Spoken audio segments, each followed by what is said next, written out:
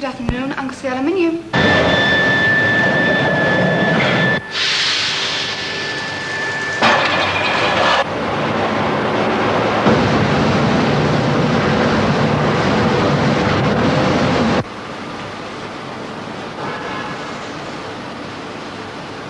One of the world's most important metals, aluminium. Our story starts here in the Republic of Ireland. Bauxite, impure aluminium oxide, arrives at Auchinish on the Shannon estuary. The ore may have come from many different parts of the world. This came from northwest Africa. There are also major reserves in Jamaica, Central America, Australia. It's stored in these giant buildings, ready for the purification process. The roof's a lightweight structure. Its slope exactly parallels the slope angle of the great mountain of bauxite inside.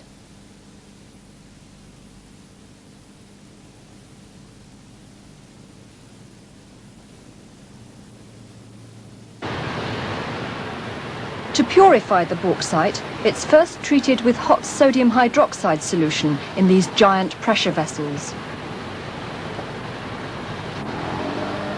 Let's look at what happens on the laboratory scale. In the beaker, we put some bauxite, impure aluminium oxide, and we heat it up with sodium hydroxide solution, a strong alkali.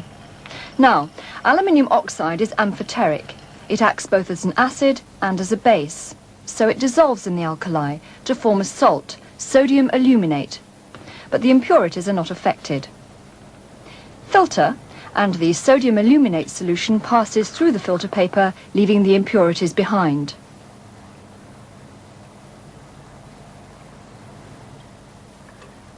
If we now acidify the filtrate, the sodium aluminate is decomposed and pure aluminium hydroxide is precipitated.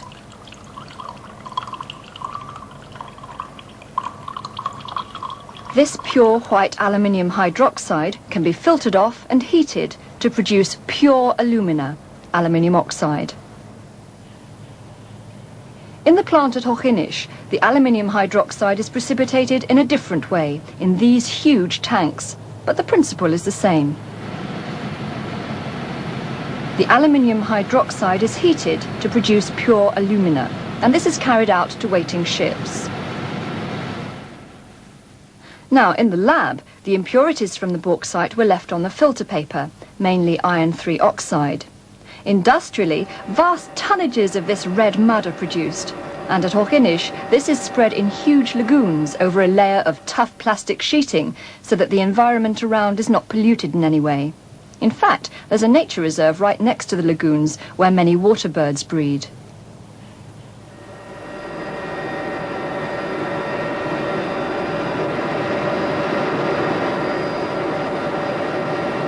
Leaving the red mud behind, let's follow one load of the purified alumina to Holyhead on the Isle of Anglesey in North Wales to see how metallic aluminium is produced from it. The fine white powder is removed through powerful vacuum pipes. 200,000 tons of alumina a year arrive here, some from Ireland, some from other sources.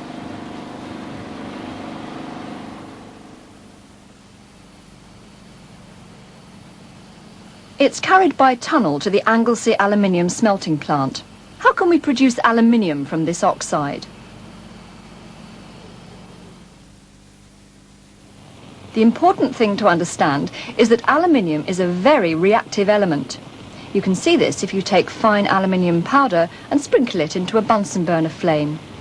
It burns very fiercely to give the oxide.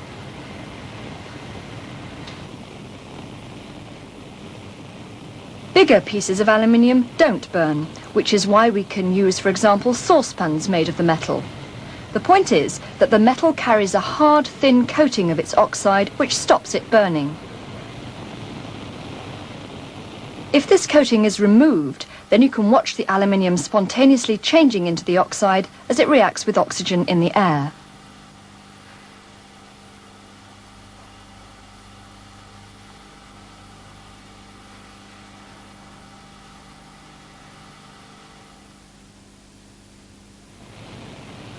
Metals which aren't very reactive are fairly easy to produce from their oxides.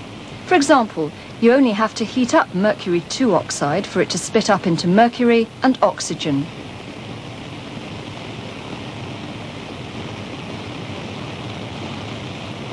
You can see metallic mercury condensing on the side of the test tube. Mercury 2 oxide decomposes on heating to give metallic mercury and oxygen because mercury is not a very reactive metal. Copper is slightly more reactive. If we heat copper 2 oxide, it does not decompose, at least not using normal laboratory methods. We'll flush out the air with nitrogen. Perhaps you'll see why in a moment.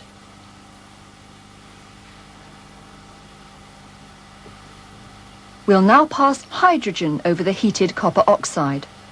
Watch what happens.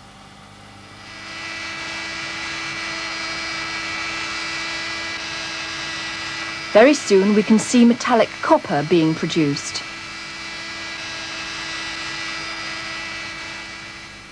There it is, in the middle of the boat. Hydrogen is more reactive than copper and reduces the copper 2 oxide, taking the oxygen away to form water and leaving the less reactive copper. Now, if we try this with aluminium oxide, nothing happens, at least not under these laboratory conditions. Because aluminium is very reactive, it hangs on to the oxygen and no metal is produced.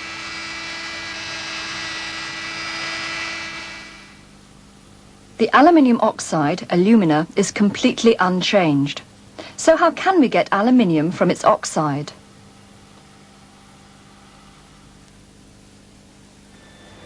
The answer is by using electricity, by electrolysis. This is an electrolytic cell for producing aluminium. Let's look at how it works. This is the end view. There's a steel shell lined with carbon blocks. Blocks of pure carbon mounted on metal rods dip down into it, and it's filled with cryolite, another aluminium compound in which the alumina is dissolved at 970 degrees C. The cell and lining blocks are made the cathode, negative, the carbon blocks the positive anodes. At the anodes, oxide ions give up electrons and become oxygen gas.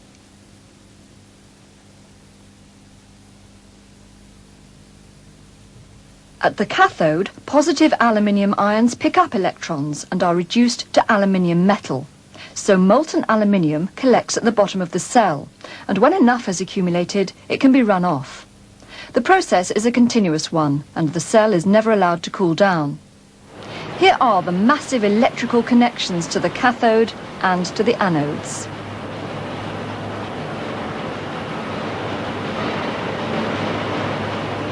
There are 18 anodes to each cell. The whole plant at Anglesey Aluminium uses enormous amounts of electricity, a current of 145,000 amps with a voltage drop of about 4 volts across each cell. There are 308 cells, each producing aluminium in 4 enormous rooms, consuming 200 megawatts of power. This is just part of one of them. As the dissolved alumina is separated into aluminium and oxygen by the electrolysis, fresh alumina has to be added. Hoppers on top of each cell are filled from this giant overhead conveyor.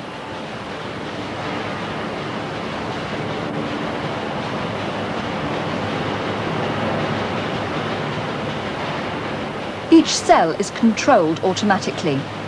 The crust which forms on top of the electrolyte has to be broken before shots of fresh alumina are dropped in from the hopper at the top.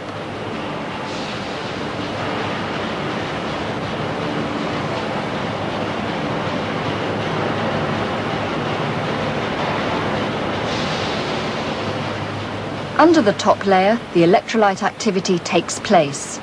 The molten electrolyte bubbles.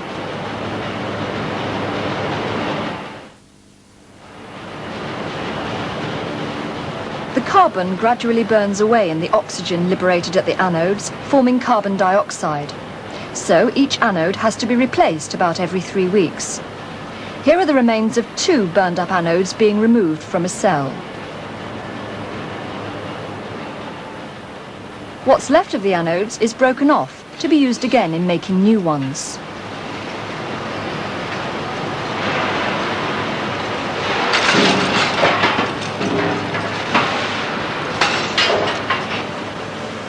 To make new anodes, pure carbon from petroleum refining is mixed with pitch and the remains of old anodes and compressed into blocks.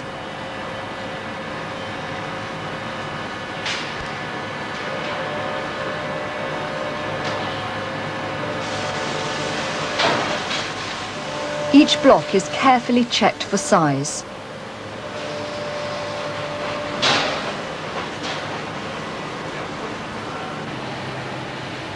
Here are some anode blocks waiting for the next stage. A lot of the space occupied by the Anglesey Aluminium plant is taken up by anode production. 300 pairs of anodes are changed every day. They're baked for 18 days in great underground furnaces.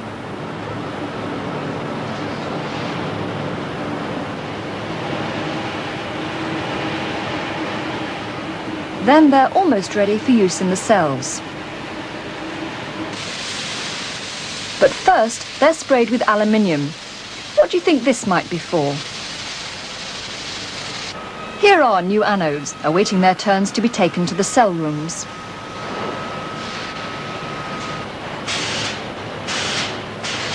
They're fitting one into a cell. First, the crust has to be broken.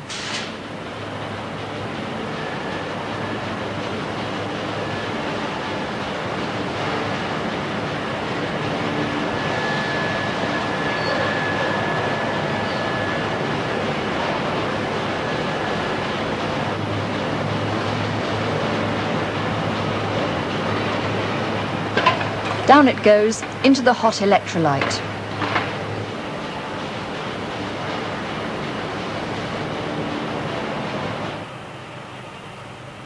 Here are the roofs of the 4 long cell rooms. It's important not to allow any harmful fumes out into the atmosphere, and all the gases and vapours produced by the cells and during the baking of the anodes are carefully filtered and purified before they enter the high stack which releases them into the atmosphere.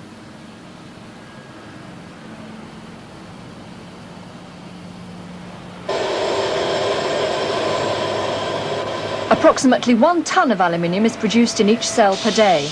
This is drawn off by a vacuum tube into a crucible. This holds about 5 tons of liquid aluminium at over 900 degrees C.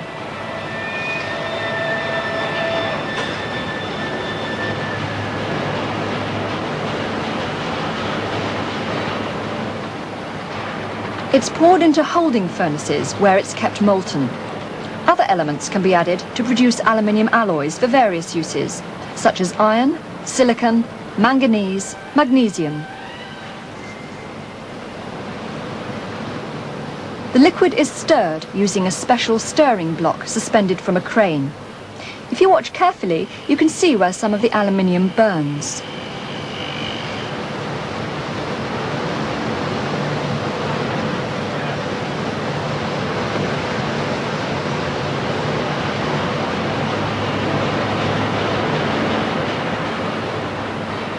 The slag floating on top consists mainly of aluminium oxide and aluminium nitride, and it's scraped off.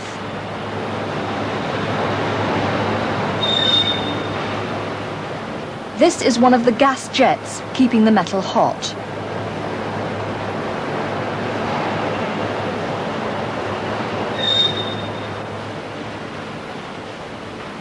The molten alloy is poured into moulds to produce what are called sows. The melting point is about 630 degrees C, and it quickly solidifies. Each sow weighs 500 kilos, half a metric ton. Smaller pigs are also produced, each weighing 50 kilos.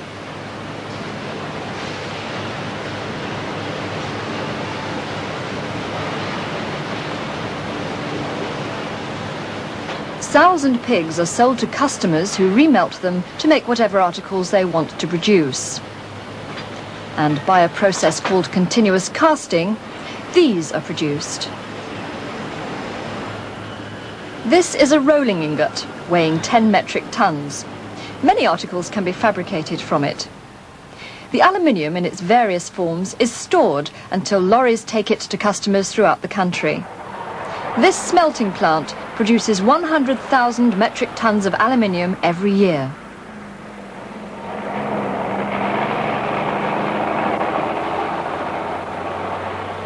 Aluminium has very many uses. It can be used in buildings, aluminium handrails, aluminium door frames, aluminium window frames. Aluminium alloys are used in the aircraft industry.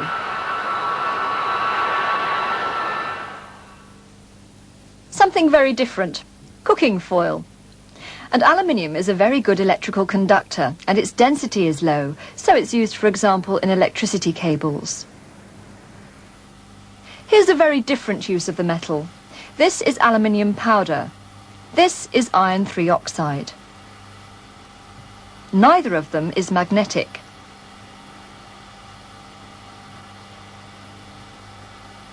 If we mix aluminium powder and iron 3 oxide and ignite it with a fuse made of magnesium ribbon, taking the necessary precautions, watch.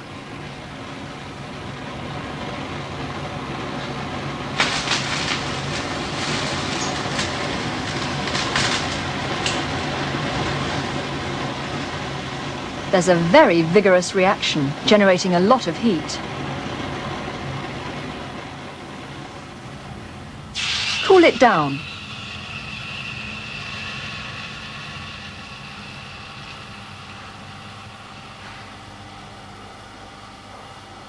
A lump of metallic iron has been produced. See how it's attracted by the magnet? Aluminium is more reactive than iron and takes away the oxygen, forming aluminium oxide and metallic iron. This would be far too expensive a way of producing iron, but it can be used when intense heat is needed to weld metals together. Steel railway track is the best example. The mixture is called thermit. When it's ignited, the aluminium reduces the iron oxide, takes away its oxygen, and great heat is produced, this time on a bigger scale than we used in the laboratory.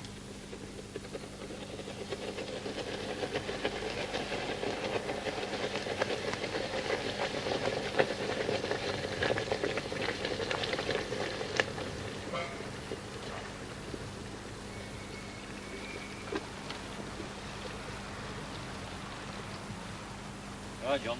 Pull the plug out and hot iron falls onto the gap in the rails.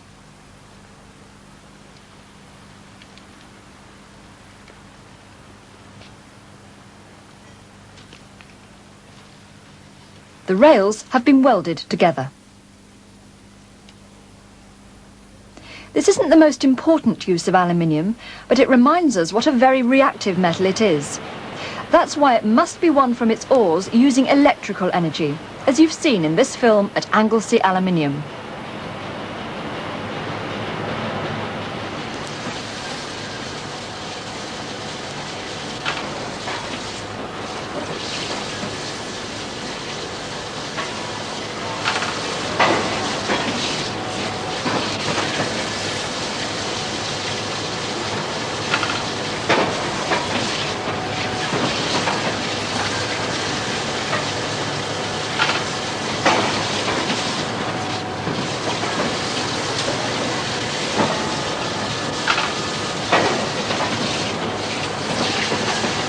How many we have, Lee?